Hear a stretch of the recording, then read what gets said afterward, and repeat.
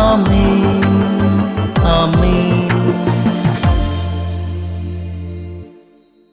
യേശുവിന്റെ ഏറ്റവും പ്രിയമുള്ളവരെ, 1 മക്കബയർ 7:25 യൂദാസും കൂട്ടരും ശക്തി ആർജിച്ചു വരികയാണെന്നും അവരെ നേരിടാൻ തനിക്ക് സാധ്യമല്ലെന്നും അൽക്കിമൂസ് മനസ്സിലാക്കി. അതുകൊണ്ട് അദ്ദേഹം രാജാവിന്റെ അടുത്തെത്തി അവർക്കെതിരെ ദുരാരോപണം നടത്തി. നമ്മൾ ശക്തി ആർജിച്ചു വരുമ്പോൾ, നമ്മൾ ചില നന്മകൾ ചെയ്ത് വിജയിച്ചു വരുമ്പോൾ, നമ്മൾ തല ഉയർത്തി വരുമ്പോൾ നമുക്കെതിരെ ഒരുപക്ഷെ പലരും ചേർന്ന് ദുരാരോപണം നടത്തും. അവരെ കാണാതെ കർത്താവിന്റെ മുഖത്തേക്ക് നോക്കാൻ നമുക്ക് സാധിക്കട്ടെ. നമ്മൾ ശക്തി ആർജിച്ചു വരുമ്പോൾ, തല പൊക്കി വരുമ്പോൾ, ജയിച്ചു വരുമ്പം, വിജയിച്ചു വരുമ്പോൾ, വർണ്ണങ്ങൾ വിതറി വരുമ്പോൾ ചില അൽക്കിമൂസുകൾ, അതായത് അവരെ കർത്താവിന് കൈവിട്ട് നമ്മുടെ ജീവിതത്തെ എളിമയോടെ കർത്താവിന് കൊടുക്കാൻ കഴിയണം. കർത്താവ് നിങ്ങളെ കൂടുതൽ ഇനിയും ശക്തിപ്പെടുത്താൻ ആഗ്രഹിക്കുന്നു എന്നതിന്റെ ഒരു തെളിവ് കൂടിയാണ് നിങ്ങൾക്കെതിരെ ഉയരുന്ന ദുരാരോപണങ്ങൾ.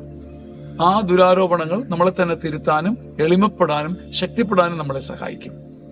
കർത്താവിന്റെ ഈ കരുണ, മക്കബയരുടെ പുസ്തകത്തിലെ ഈ കരുത്ത്, യൂദാസിനും കൂട്ടർക്കും കിട്ടിയ കരുത്ത് സൗജന്യദാനമായി കർത്താവ് നിങ്ങൾക്ക് നൽകട്ടെ.